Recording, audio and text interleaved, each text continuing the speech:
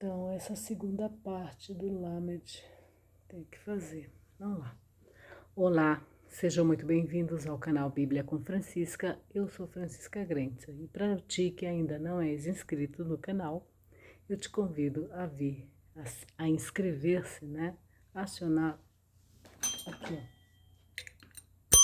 ó, o sininho das notificações para que você possa receber mais deste conteúdo. Não repare, eu tô com a minha voz um pouco...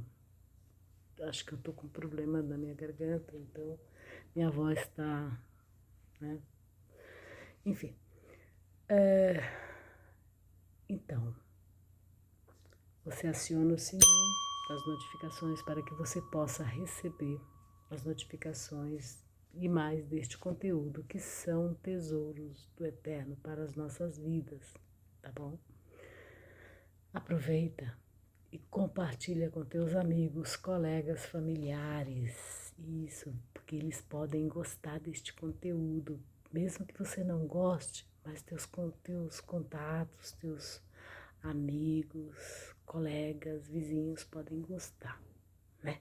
Então, vai lá e compartilha, tá bom? Teus amigos, clica aí no botãozinho aí, inscrever-se. E aí se inscreve se você não é inscrito e compartilha este conteúdo, tá bom? Vou esperar. Já compartilhou? Hã? Então tá bom. Então, gratidão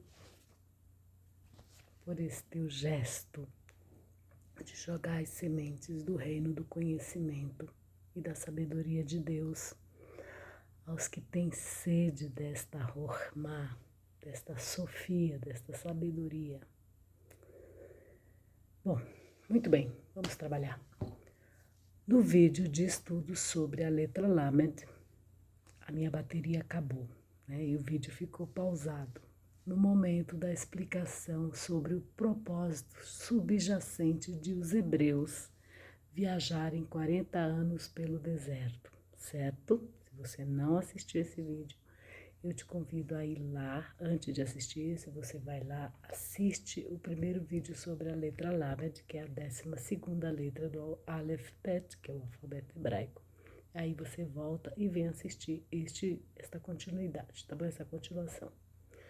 Por um lado, como eu expliquei no vídeo anterior, né, no vídeo de estudos, o resultado foi o pecado ou erro dos espiões de Moshe, né?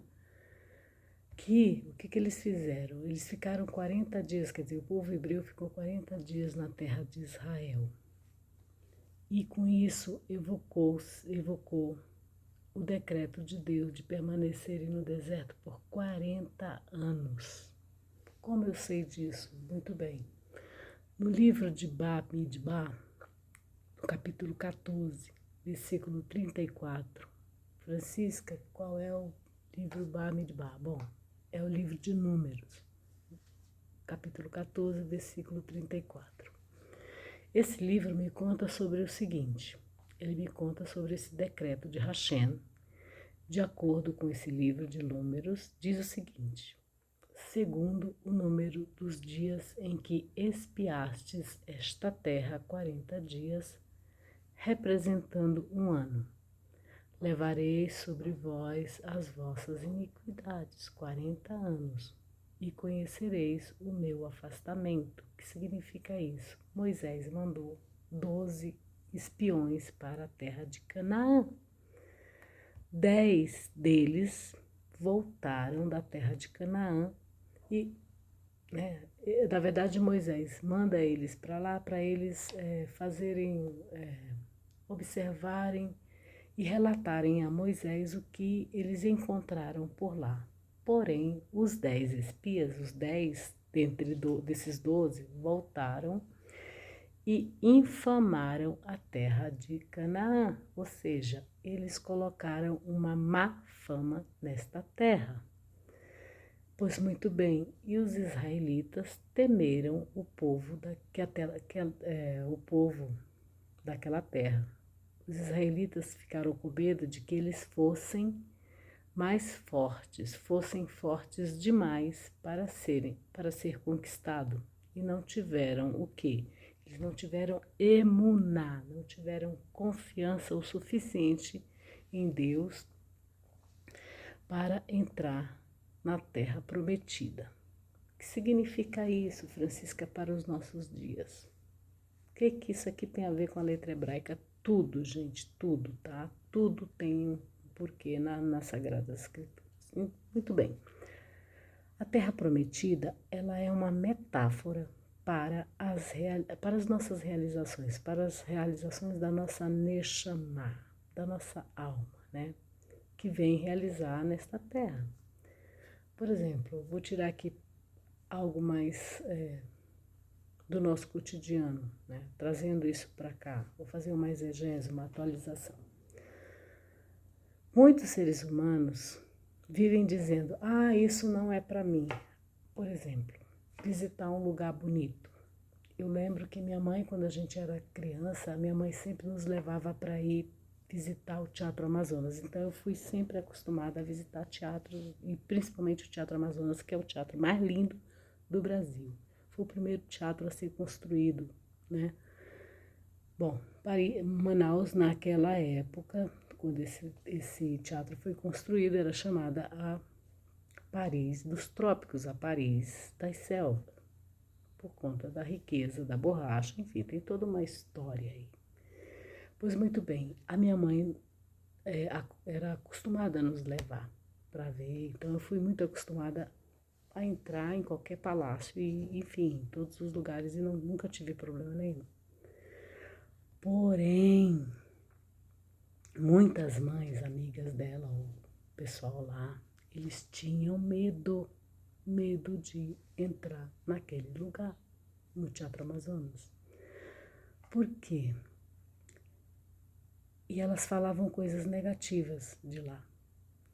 Ou diziam que era caro, diziam que era muito suntuoso, era muito como é que se diz? Imponente, aquela coisa toda. Pois muito bem. Minha mãe nunca levou em consideração isso, mesmo assim minha mãe levava a gente. Assim aconteceu com os espias de Moshe. Os que voltaram falando mal do lugar. Tem sempre alguém que fala mal de alguma coisa, né? Às vezes por medo do desconhecido, por medo de, enfim. Então existe isso. Minha mãe nunca ouviu muito as pessoas e ela fazia e acabou.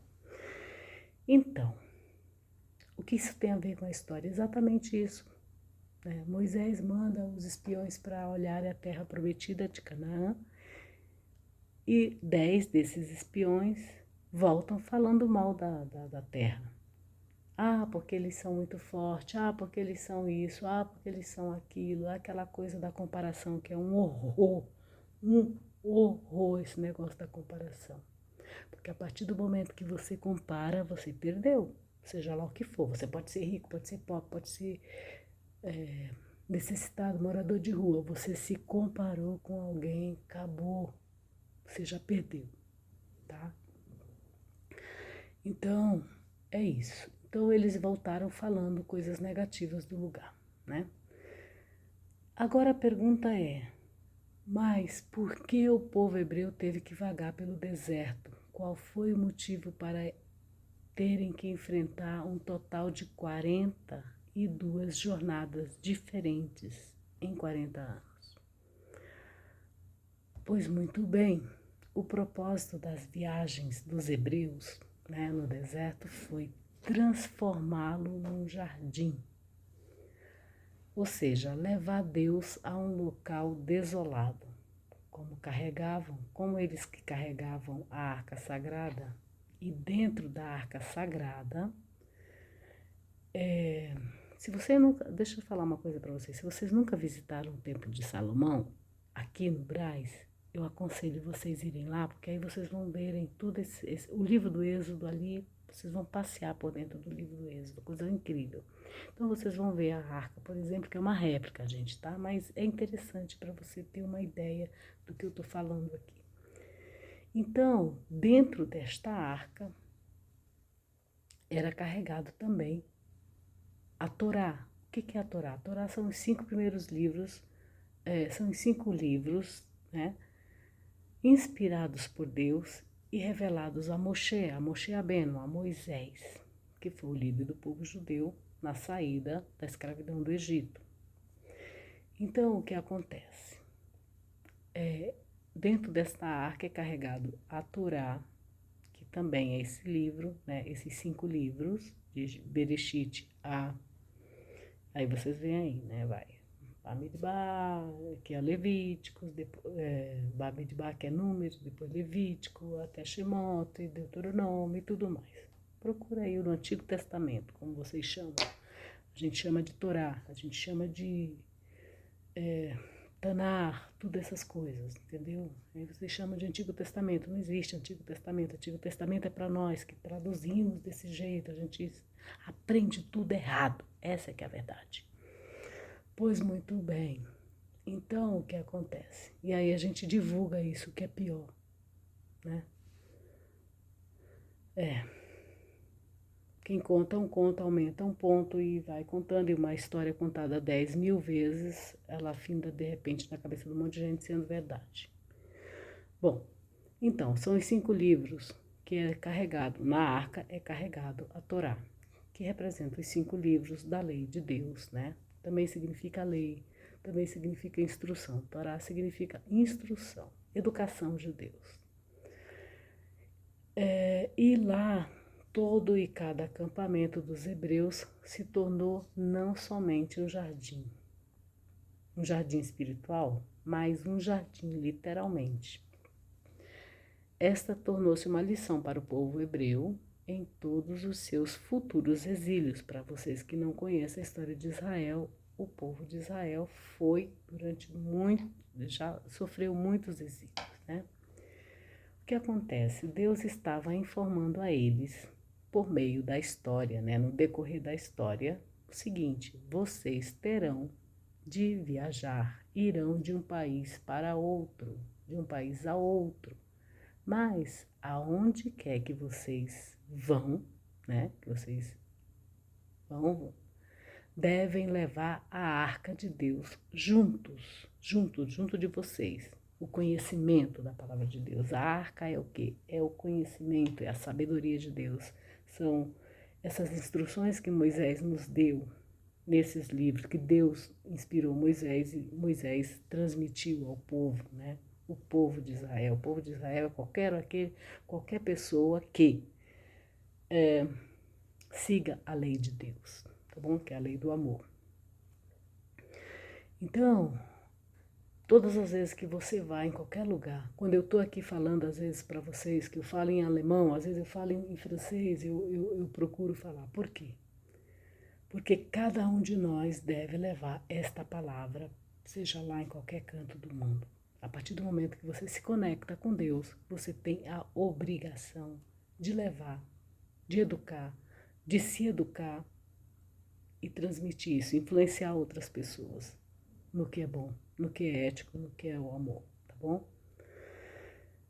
Então, Deus estava informando a eles no decorrer da história: vocês deverão viajar, irão de um país para outro, mas aonde quer que vão, devem levar a arca de Deus junto, introduzindo o quê? Introduzindo divindade àquela área, elevando-a e tornando seus habitantes mais refinados e espirituais. Este é o objetivo de todo ser humano que se conecta com Deus, como eu falei. Este poder de transformar o mundo seriamente começa quando completamos, deixa eu pegar aqui, completamos o que? 30 anos. Então, enquanto a gente não completa 30 anos, a gente está apenas treinando, segundo os sábios de Israel. Vou tirar aqui porque está... segundo o Midrash Shamuel, declara o quê? Declara que uma pessoa tem a habilidade, a partir dos 30 anos, o Midrash Shamuel, ele declara que uma pessoa só pode orientar a outra a partir dos 30 anos. Com 30 anos, ela tem a habilidade de orientar os outros para o bem, com a idade de 30 anos. Enquanto ela não atinge isso, até então, está apenas lançando os alicerces. Outra coisa. Agora eu vou continuar. Onde que está isso, Francisca? No Pirkei Avot. O que é Pirkei Avot? Vai terminar minha bateria. O Pirkei Avot é a ética dos pais. Eu acho que esse Lamed vai ter três, tá? Não, vou terminar aqui. Então, o significado do Lamed é o quê? A gente vê Deus como nosso professor. E aí, toda a gemátria dela vai dar 26, porque vai ter uma soma. Não vou falar sobre tudo isso aqui. Então, a soma do número 10 e 6 vai dar 26, que é o Aleph na forma da palavra ufana. Quanto ao Lamed, como em Lamed, representam Deus como professor. Qual é a conexão entre as duas letras? O desenho de um Kaf e de um Vav equivale a 26, ou seja, 26. 26 é a gematria do nome de Deus, o tetragrama. Yud Ré, Vav Ré. Eu não tenho como mostrar para vocês aqui, mas é isso. Na verdade, o Lamed quer mostrar isso, que somos estudantes, sempre que a gente lê a Torá, por mais que a gente leia milhares de vezes, com 50, 70, 80 anos, a gente sempre vai estar aprendendo diante de Deus e diante da Torá. Perante a Torá, a gente sempre é aprendiz, é criança. Tanto que a Bíblia, só para vocês terem uma ideia, ela é muito pueril, ela é infantil. Por isso que eu digo para vocês, quanto mais você entra, a princípio, na primeira parte, ela é superficial, ela é muito infantil, ela é muito pueril, entendeu? É para criança. Quando você começa a se aprofundar mais, como ele mesmo fala aqui, você tem a obrigação de ensinar os seus filhos, mas para você ensinar seus filhos, você também tem que aprender. Então, Deus obriga a gente a estudar a Torá e passar para os nossos filhos, né? Aqui, o Rebbe explica que quando se trata de estudar a Torá, a pessoa é sempre uma criança. E assim, o mandamento de ensinar teus filhos também pode se aplicar a nós. Jamais deve-se dizer, mas agora já tenho 50 anos, já li a Torá inteira de 20 vezes, mais de 20 vezes. Você não pode ensinar nada de novo, quer dizer, você não pode me ensinar nada de novo, porque eu já sei de tudo. Tem muita gente que fala isso, faz assim. Pelo contrário, a Torá é infinita. Não importa quantas vezes tenhamos mergulhado nela, sempre podemos descobrir uma nova percepção ou um significado mais profundo e oculto. Devemos abordá-la como crianças, pronto para receber e escutar. Por isso, Shema Israel, Adonai Eloheinu, Adonai Echad. Ouve, ó Israel, o Senhor teu Deus é um, o Senhor teu Deus é único, como está declarado na ética de nossos pais, que é o Pirkei Avot, tá? Quem é sábio? Aquele que aprende com todos. Todos pode significar até alguém mais jovem do que nós, até mesmo os nossos filhos. Eu, como mãe, eu já aprendi muito com meus filhos e aprendo todos os dias com qualquer pessoa, com qualquer... Enfim, então é isso. O Lamed tem todo este significado, né? Encontramos outra gemátria, que ele fala aqui, em relação ao Lamed, em que Deus é o professor, que nos ensina conceitos elevados de uma maneira prática. Lamed significa aprender e ensinar. Assim como eu estou aprendendo com vocês e vocês estão aprendendo comigo também.